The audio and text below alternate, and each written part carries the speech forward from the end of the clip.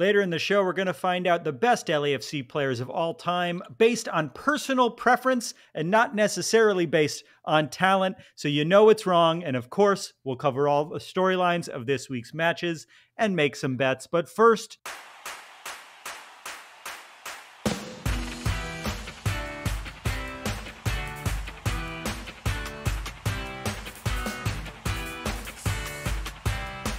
Hello and welcome to Happy Foot, Sad Foot, your LAFC gateway drug and the only LAFC podcast that sells t-shirts of players' thighs. I'm Travis Helwig. I'm Vince LaRosa. And I'm Darren Miller. Welcome to our preview episode of LAFC's first 2024 Leagues Cup knockout round match versus Austin FC. They'll play on Wednesday, August 8th at BMO Stadium at 7:30 p.m. You can watch it on MLS Season Pass on Apple TV Plus, and our live post-game call-in show will start 10 minutes after the final whistle at youtube.com/@HappyFootSadFoot. Later in the show, we're going to find out the best LAFC players of all time based on personal preference and not necessarily based on talent. So you know it's wrong. And of course, we'll cover all the storylines of this week's matches and make some bets. But first, we make sure we remember how to talk to each other good. It's time for Listener Demanded Banter. Change the name. Listener Demanded Banter? I think all we can talk about is Thigh-Gate. Like, let's talk about this shit.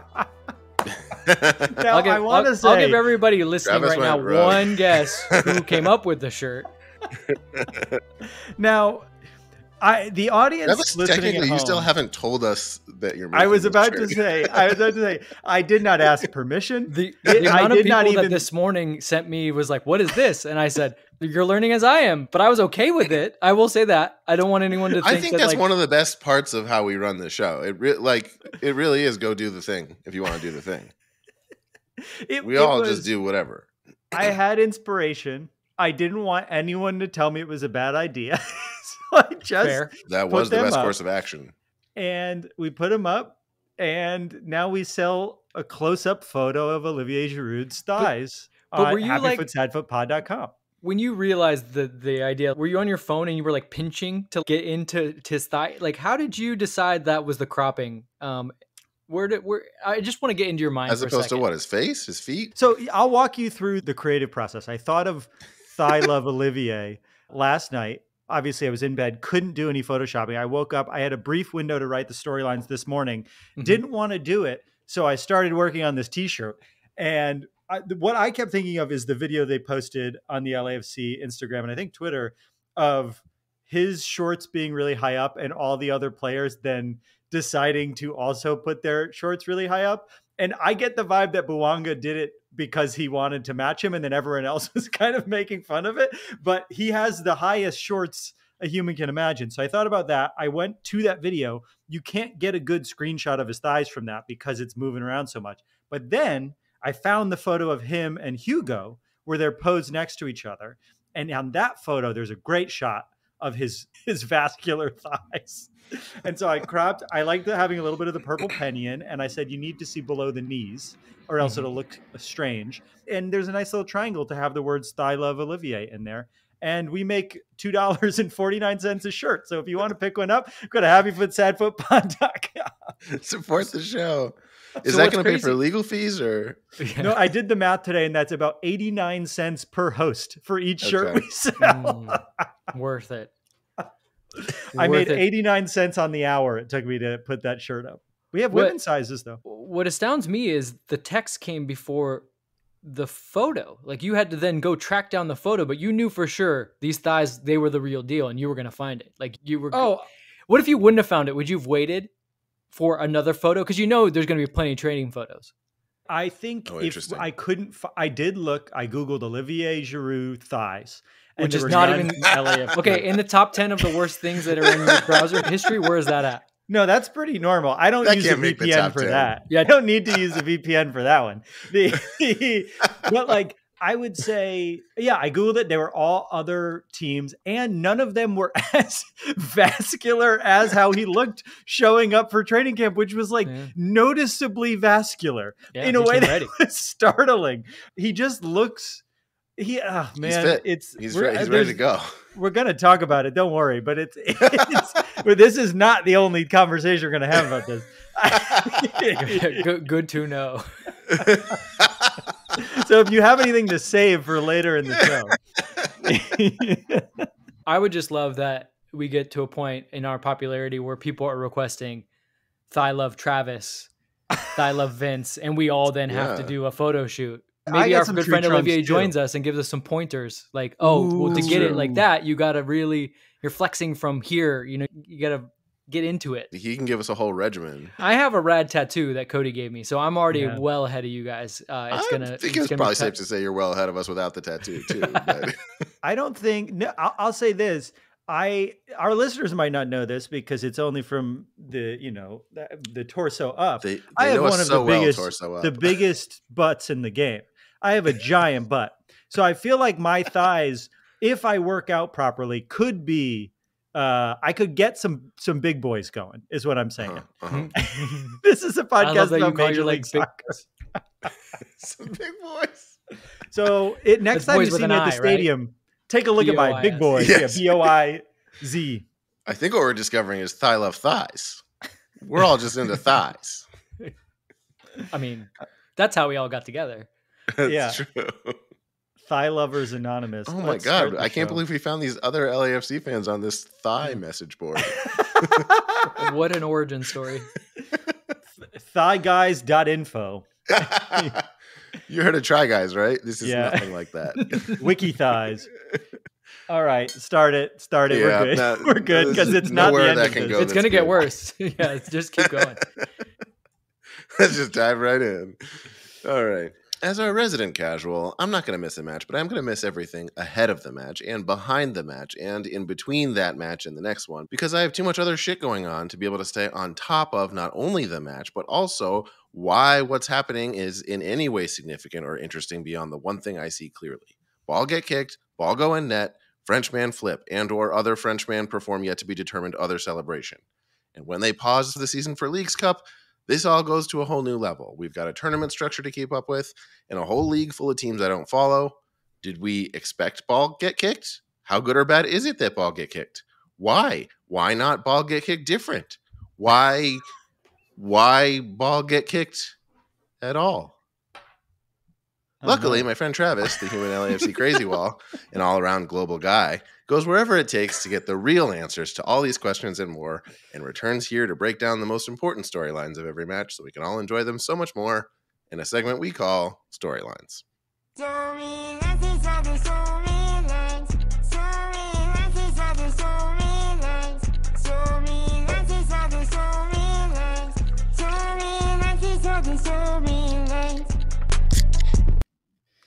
Darren, Vince, Dince, I come to you on this week of Olivier Giroud's arrival, and boy, are my wrists and forearms tired. The group stage of Leagues Cup is over, and somehow I told you more was coming. And it comes to you. The group I want to stage, say open the floodgates, but I'm afraid what that might mean. Let's just do it. Let's go. I'm in. Of course, this is going to be one of the most listened to episodes because everyone's going to be excited about Olivia. And they were like, what the fuck is this shit? 10 minutes in, they haven't mentioned anything about LAFC. The group stage of Leagues Cup is over. And somehow we escaped the group of death. And by group of death, I mean Ordaz, Duenas, and Romero all starting the same match. But as we enter the first matchup, that's going to get me stabbed by a parent. As we enter our first matchup of the knockout You're on the round, other side of the stadium. You're good. Of Leagues Cup, we come to the obvious first storyline of this week's match, which is this. Will we see the Olivier debut of Olivier Giroud? On Thursday, we saw the arrival press conference of French superstar and short enthusiast Olivier Giroud. And for those casuals we love to market to in Darren's dumb brain, here's what you need to know about Olivier. He was a star at Arsenal, Chelsea, and most recently AC Milan in his career. He has won Ligue 1, Serie A, the FA Cup 4 times, the FA Community Shield 3 times, which I don't know what is, the Nations League, the Champions League, the World Cup, and was the third highest goal scorer in the most recent World Cup, behind only Messi and Mbappe. He is the top goal scorer in French national team history. But can he win the most prestigious trophy of them all? Apple TV and Celsius presents the Leagues Cup. Giroud is arguably the best player LAFC has ever signed, certainly if you take into account Gareth Bale's injuries. And even at 37 years old, he was still dominant last year at AC Milan. In his final season of European soccer last year, he was the third highest goal scorer in all of Serie A and the fourth highest assist leader in the league as well. And if you're not horny yet, wait until you see the guy's jawline.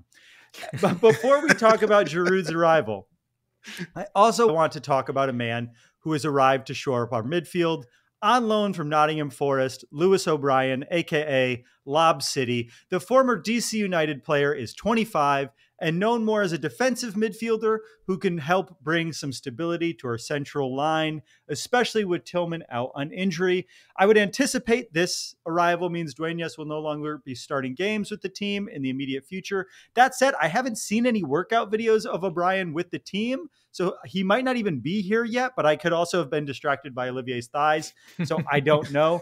Vince, first question, and it's like maybe 6 questions in one. When do you think we'll see Olivier? Sub on Wednesday, starting, not on the roster? And same question for Lob City. What does Lewis O'Brien bring to the table? Do you want me to start with Lewis O'Brien so we can just get it out of the way? Yeah, sure. Yeah. He's here. He actually watched the game against Vancouver. You nailed it. He's more defensive or even like box to box. He's a ball winner. He's going to be very mobile. He is a very good dribbler. Maybe not as expansive of a passer as Timothy Tillman, and maybe not as much of a goal scorer, but whereas Timothy Tillman could not fill in for Ilie if Ilie were out, Lewis O'Brien can't. So that's a big plus. And then also he can fill in for Tillman. As for Giroud, I mean, we're going to get into this. The dude looks fit, so I think he's ready to go. He has had a few training days with the team, as we've seen, which is normally a prerequisite. But you would imagine, especially in the position that he plays, it's like go score goals. He doesn't need much training. I would think, I don't know. I always say that they'll be cautious, but there's probably a good chance he could just start the game. I mean, why not? It's at home. He's probably still pretty fit despite taking a little bit of time off between the season and the Euros.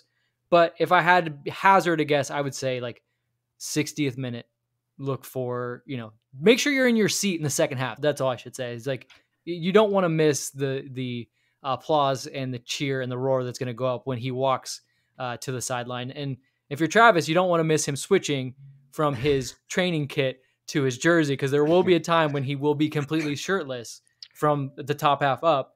And, he might just take his time. It's been hot out here. Maybe taking his time putting that jersey on. I hope Denny Bwanga is not listening. He's going to be jealous. I gave away 59th minute. I gave away my tickets because I have I have a crazy Wednesday.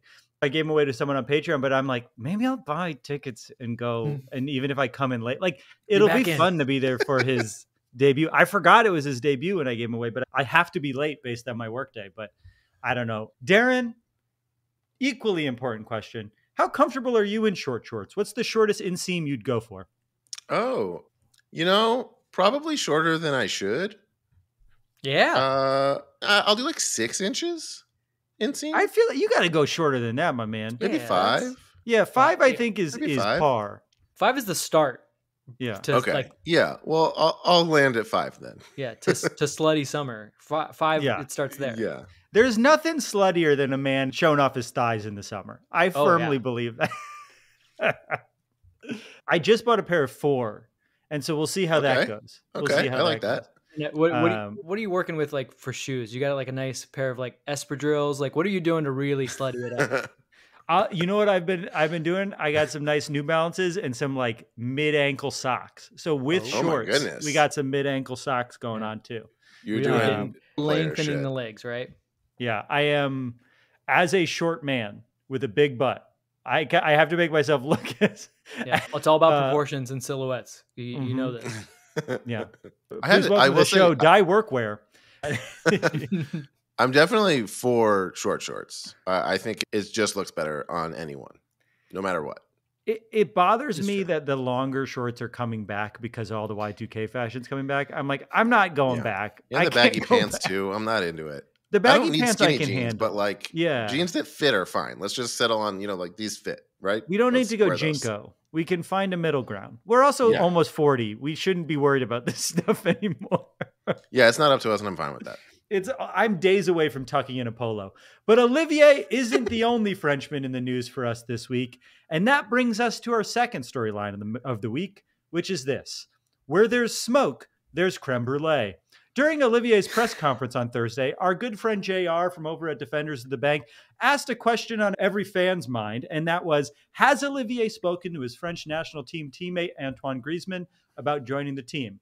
Now, when a man is as hot as Olivier Giroud, you have to assume he's also a little dumb, which does make him a little hotter. And I think Olivier might have gone off script a little bit with his answer when he said the following, quote, when Antoine saw the news I signed for LAFC, he was a bit jealous. Ellipses, which means other things were said. I texted him when I saw he was linked to the club, and he told me, let's see. This at least confirms the report out of France last week that talks seem to be happening between Atletico Madrid and LAFC. We don't know if that means this summer or next year, or if it's just preliminary talks, but there is some real buzz around Griezmann's link to the club. On top of that, famous chef John Thorrington was noticeably absent from the press conference, arguably the biggest press conference in LAFC history, at least top 3, I would say, and they announced JT was, quote, traveling.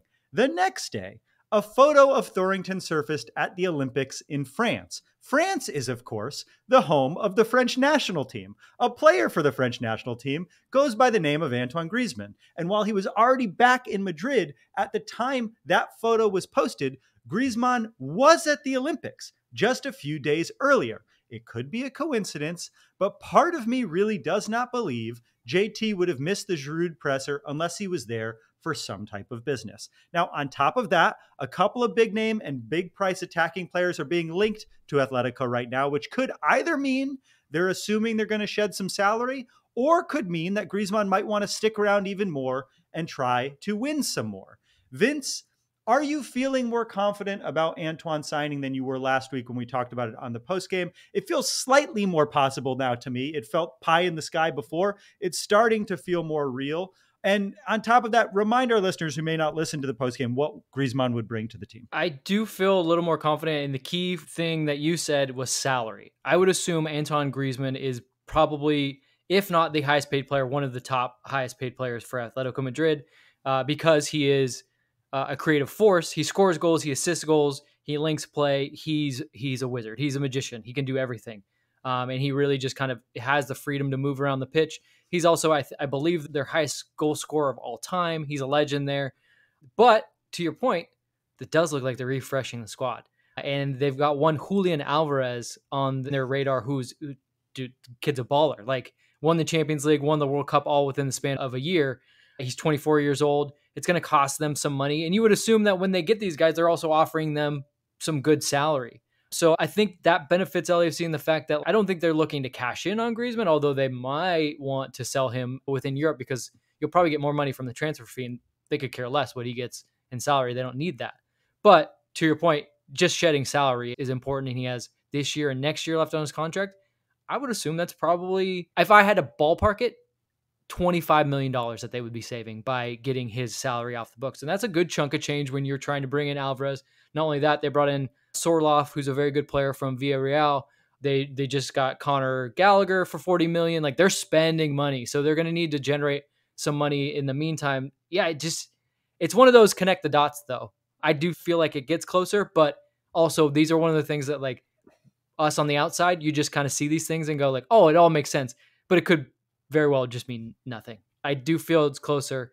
And then, yeah, obviously John being out there makes you wonder what's going on. It's possible he could have been there for any other business, but I really him missing the Giroud presser, he wouldn't miss that to go to the Olympics. He just wouldn't.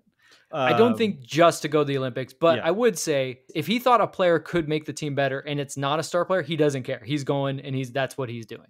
Yeah, and there could be a play. The photo was at the U.S. national team game. He could have been there to scout some of the younger players there. Like, it's very possible that he was there for some other reason. They're playing Morocco, who is a very good team as well. They could be scouting some of the Moroccan players.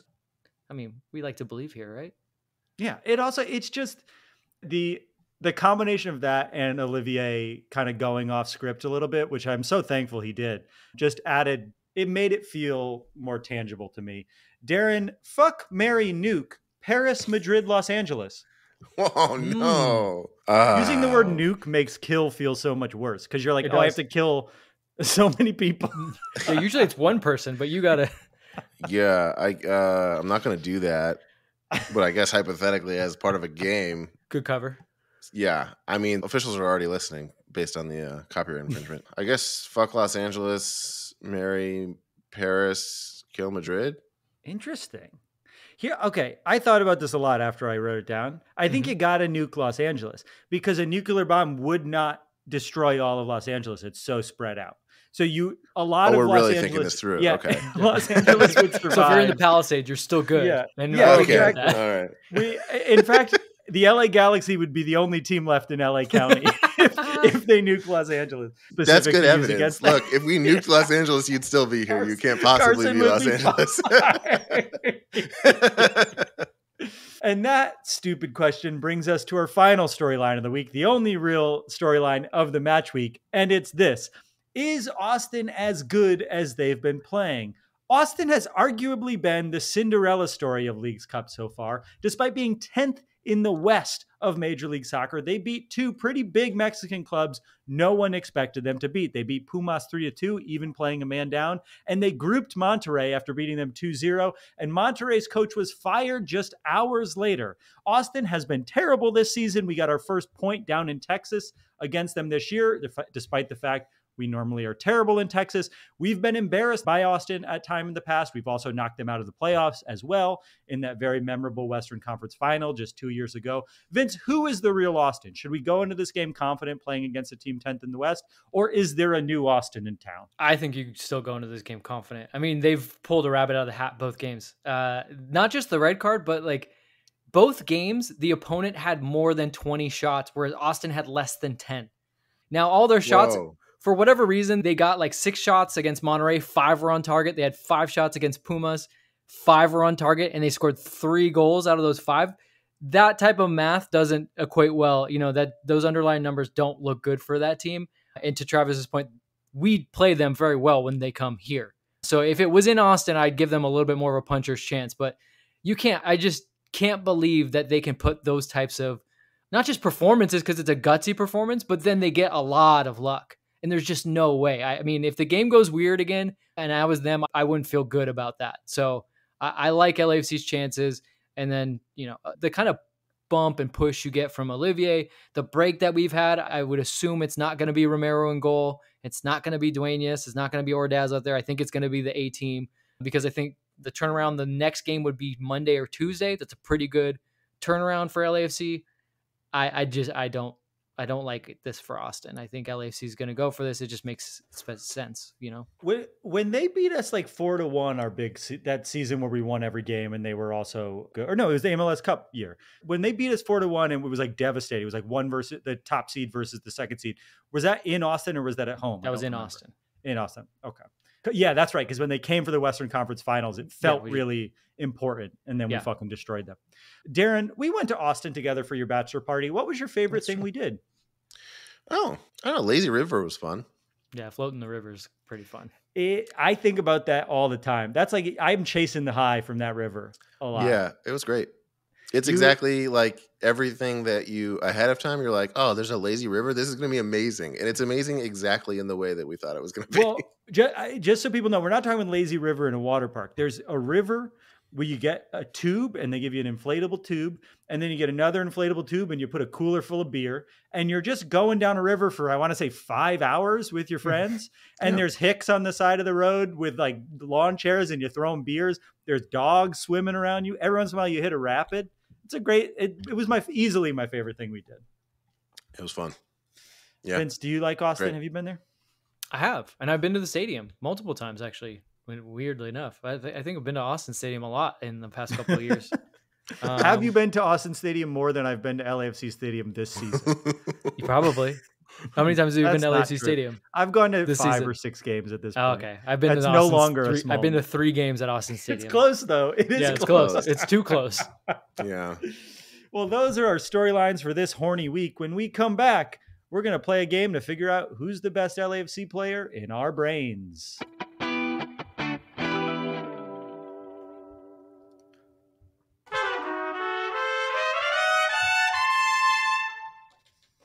And we're back. With Olivier Giroud in town and talk of Griezmann possibly on the way, the next generation of contenders for LAFC GOAT is upon us. But with Carlos Vela starting to fade in the rear view, IDing the current GOAT may not be so simple. Perhaps, like heirs and heiresses to the fortune of a mega-rich goat farming family, everyone has their own GOAT. It's time to make the tough choices to set ours in stone in a segment called Your GOAT Gets Goated.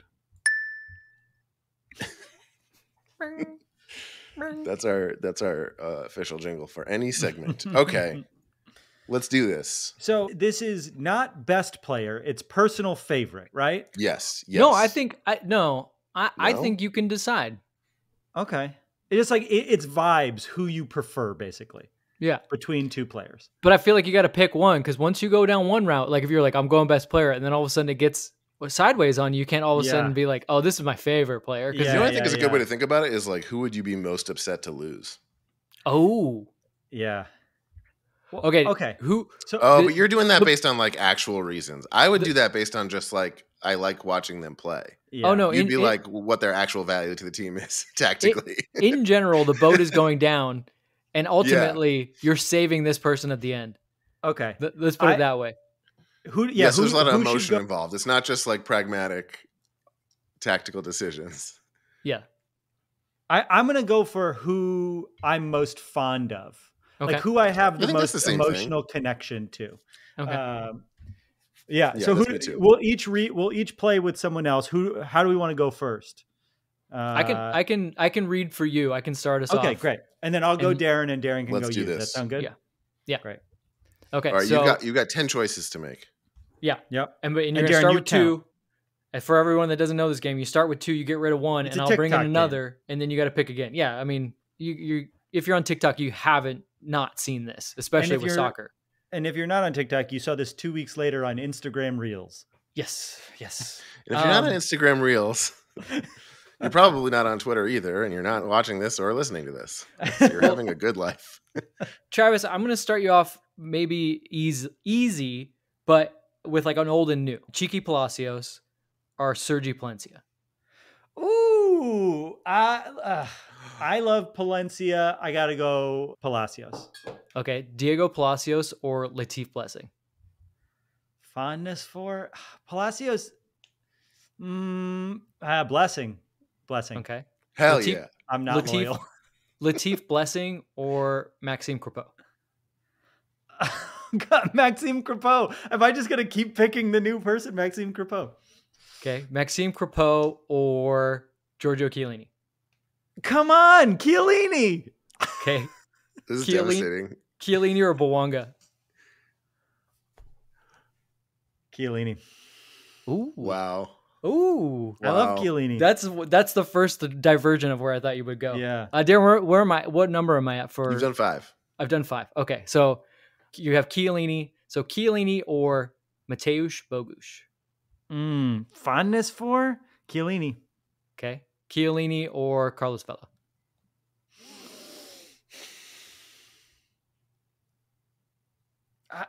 This is harder than it should be. Chiellini.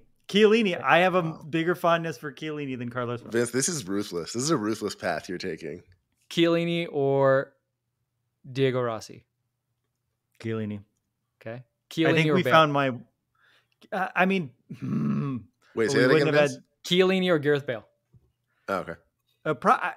See, now I'm getting in my head of like, well, if Bale never came, we would have never won. And the story of Bale is crazy, where he played terrible and then he scored the most important. Chiellini. Wait, we're not. What's it called? The butterfly effect in this. I know, but it's hard to disconnect that. I'm staying with Chiellini. I think he's my favorite. What number am I at, Darren? I think that was 9, but I did lose count. Do I have one more? We'll say it's 9. We'll say it's 9. Yeah, we'll say it's 9. So one more. So you stayed with Chiellini, right? Mm-hmm. I mean, Chiellini or Giroud? It's got to be Chiellini then. I mean, look, I love Olivier Giroud, but he could be another Gareth Bale. We don't know. Gareth Bale in the season. You mean another Gareth Bale as in winning us a championship? I don't. Besides that moment, I have negative feelings towards Gareth Bale. All right, there's so Chiellini. If there's no you way were for this to me, sit well in the end. No, yeah, it feels wrong. So I will say from the person doing it, it is somewhat stressful because like I am anticipating Travis a little bit, but then I'm kind of like reserving some. Like I kept Vela where I wanted him.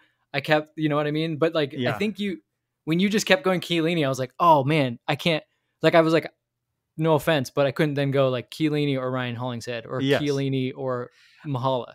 It's just not. I mean, love those guys, but it's just, and they would understand, I think. Yes. I just feel such a strong connection to Chiellini as a man, the Payaso thing. Like he just was a dream to have around. I think he's like vibes wise, my LAFC GOAT, as Darren would say. All right, Darren, I'll go for you, Vince. You count. Okay. Are you ready? Mm-hmm. Okay. I've set the bar low for counting. This one's fun. Diamande or Kellen Acosta? Oh. You got to start with the hard one. Very good. Very good play. Man, Kellen Acosta. But I hate that he's gone on the first one. I love Diamande. Kellen Acosta or Mahala Opoku? Acosta. Acosta or Latif Blessing? Blessing. Blessing or Ilie Sanchez? Ilie. Ilie Sanchez or Hugo Lloris? Oh no. Ilie. What am I at, Vince?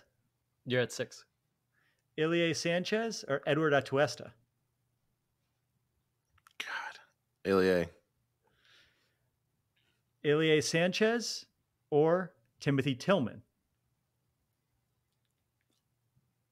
This is awful. Ilie. Ilie Sanchez or Carlos Vela? Carlos Vela. You're at 9, so this is your last one. Carlos Vela or Denny Bouanga?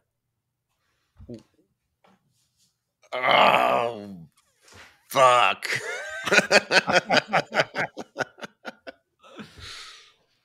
Oh, boy.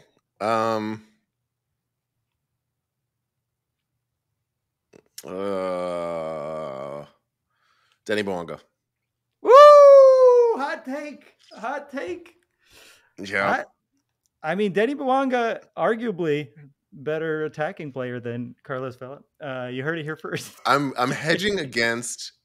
It's helpful to know. Well, you know what? Now that I think about it, there is a world where Vela still comes back. But assuming that Vela is done, I'm making a bet on the complete trajectory of Bouanga ending up in a place that will eclipse Vela.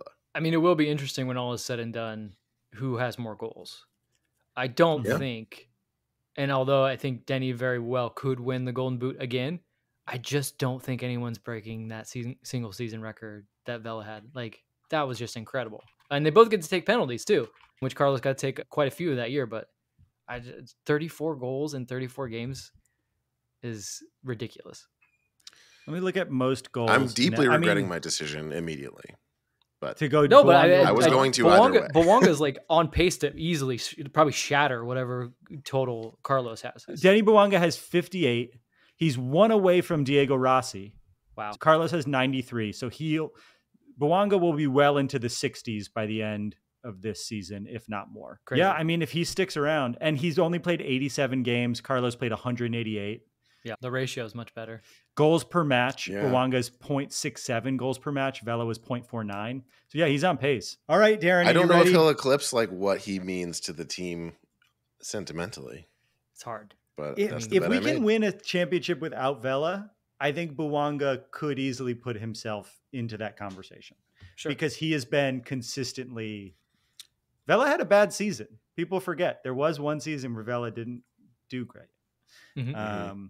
And then he slowed down towards the end too. And he deserves to pay for that. By not being picked by Darren. You ready to go? All right, Vince. I'll count for you. Okay, ready? Mm-hmm. Sergi Palencia or Latif Blessing? I feel like this is like traitorous talk, but I just love Sergi Palencia. Like I love what he brings, and he's just like Latif was a surprise, but Sergi's just like another level, and like professionalism and shithousery, which I just love that combination. All right. Palencia or Laurent Simon? Palencia.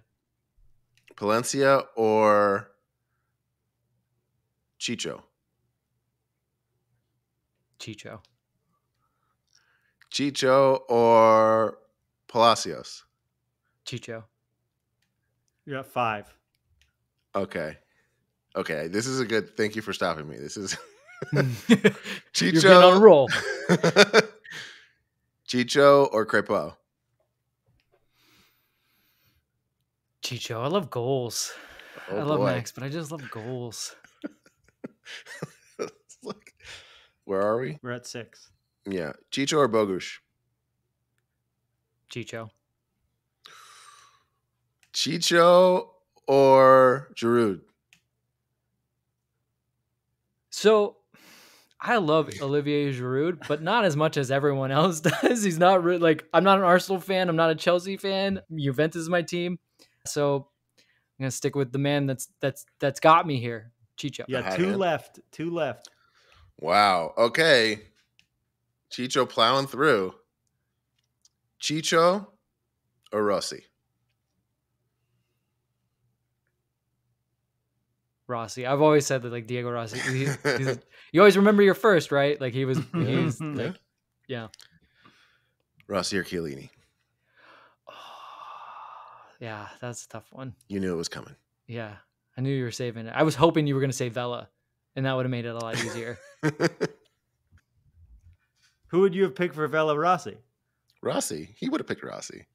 No, I actually would have picked Vela.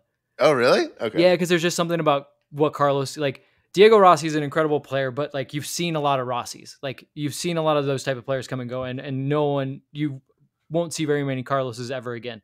I just gave you your answer.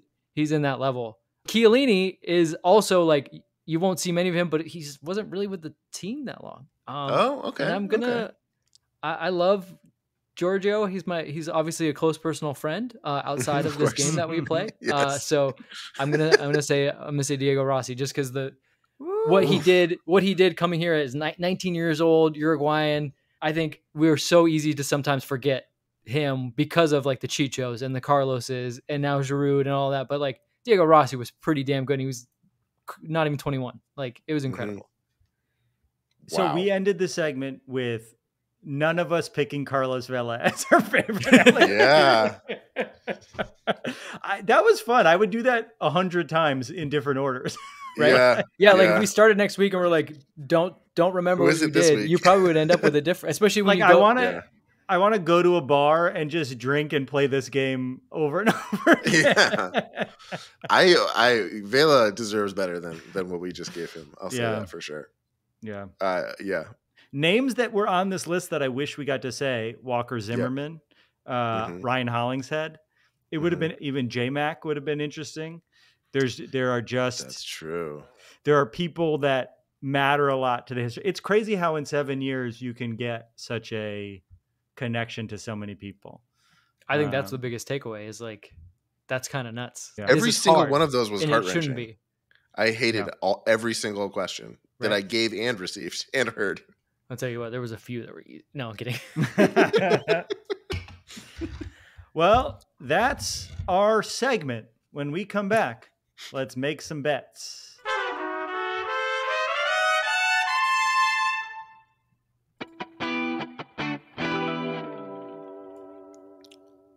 And we're back again. Now it's time for a segment called Bet It and Forget It. Bet it and forget it. Every week we end the show with a bet for this week's game. We make an outlandish prediction, something that almost definitely will not happen, but could. Each week we all put up $5, and if no one hits, the money rolls over into the next week. And eventually, by the time someone's weird prediction comes true, they might win a good chunk of change. And for the 4th time this season, if I counted right, and I might not have, they did. Travis bet that Vanni Sartini would make headlines, and he certainly did. We can recap. After our first group stage match, they asked Vanni Sartini for comment on the coach of the opposing team being red carded, and he commented, "It sounds like he pulled a Vanni Sartini," which was the first bite of the apple.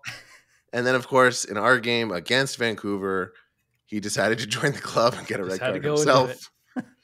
And at the very least, Sartini.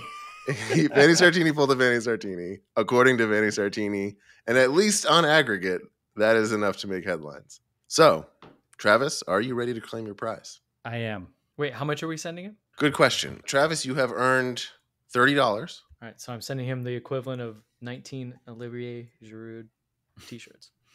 T-shirt products. Yeah, we gotta sell some t-shirts. We gotta move some products to make this worth it. Guys, 19, and that's 19 from me and 19 from Darren. Buy so them just for your keep kids. that in mind. Yeah, they come in women's. They come in women's fit and sizes. Travis, are you ready to claim your prize? I am. Sir Travis Helwig of the Eagle Rock Highland Park border, do you accept our reward of $30 American? I do. It is my great honor to now bestow onto you the Bet It and Forget It ceremonial Venmo.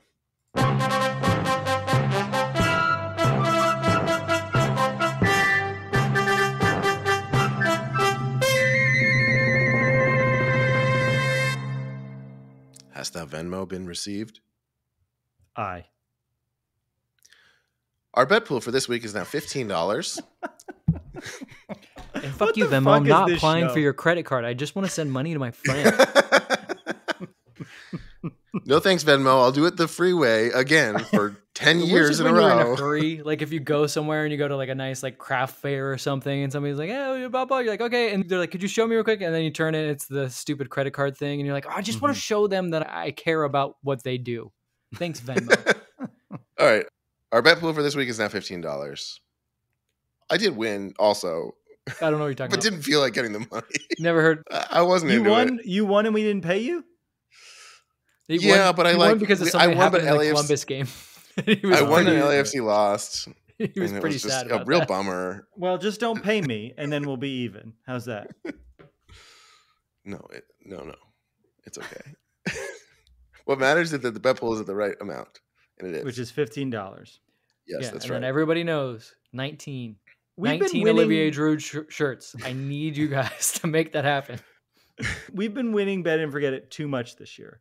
And I think I need to say we have to get more outlandish. Sure. We've been too... There's too many things that could happen. Says the guy who just fucking won. But this is my first... You both have won already this season. I'm the last one to win. So I'm going to go full old school Bet It and Forget It. And it's a bet I'm very confident in. Oh. And it's this. Ali will attack a person in the stands during the Austin game. The person will be hurt.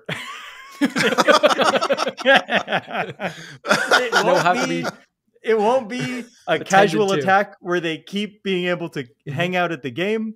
There will be a person who has to go to the hospital because Ali attacks them. Ali will turn. I'm not saying what kind of fan. Could be an Austin fan. Could be an LAFC fan. Could be a child who's been invited because they're on their deathbed. It could be any of those things. Yeah. But that's my prediction, and I'm sticking to it. If you have a cologne that smells like a falcon, don't wear it. Yeah, like mouse piss. Don't wear it. Think twice. Mice? Think twice before you come to the LAFC game smelling like mice. Piss.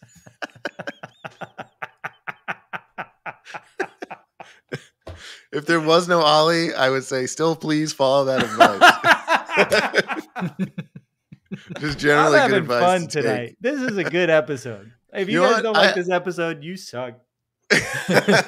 Fair. I'll also throw an Ollie-based bet in there if we're doing it. Okay, I have a Giroud-based one, so someone's got to be. Mine's Ollie and Giroud. Oh, okay. I was going to say somebody's got to stay on brand. We can't deny that the man's going to have probably his debut.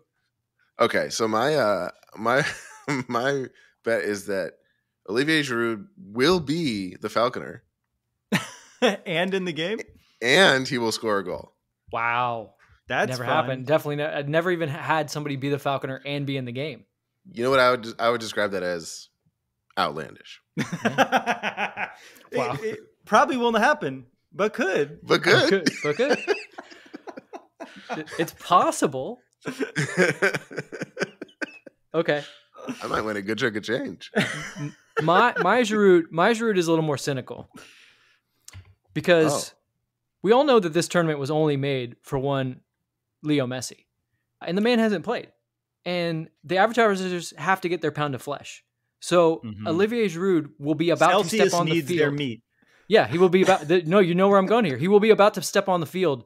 Will be pulled back, handed an ice cold Celsius, which he will have to pop open and drink at midfield. At least a good swig before he can go on the field. Not just drink a good amount of a Celsius moments before entering the game.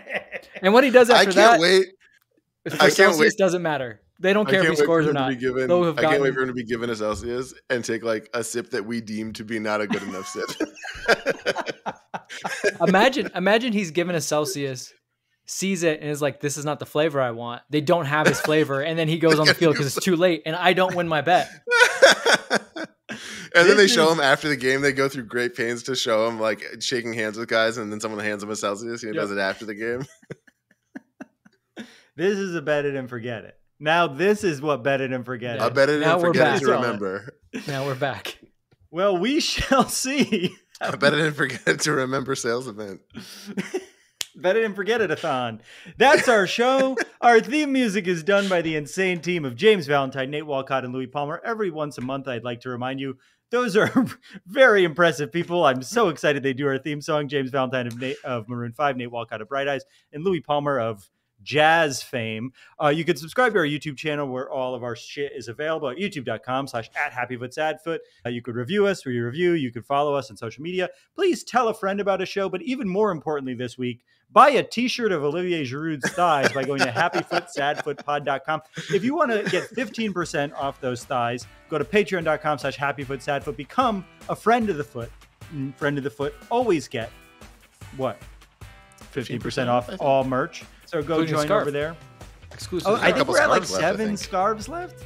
And we'll be down. Like, we're almost done with those scarves. So if you want one, now's your chance. It says sold out on the website, but it's not sold out for Patreon subscribers. So head on over to patreon.com/happyfootsadfoot if you want to help us grow the game. Any support really goes a long way of keeping the show going and the community going. Thanks again. And we'll see you in our dreams, Olivier. I love you. Bye. Louis Palmer is jazz. I love you. Bye. Thigh love Olivier. I love Olivier. Vince's new catchphrase. Wait, the Girth Master we haven't said in a while, and there was another one for you, Vince, that we came up with. Sports another. Baby. That's Sports Baby. But I think there was another nickname for you as well. Are we still recording? Yeah, we're still recording. There was Girth Monster, and there was one other one. Well, I think it was Girth Master. Then someone Girth Master incorrectly called them Girth Monster, and that stuck. That stuck also. It's pretty good. But I'm pretty. If you're listening and you remember, there was another one too. All right. I guess that's the end of the podcast you're listening to. Goodbye, you fucking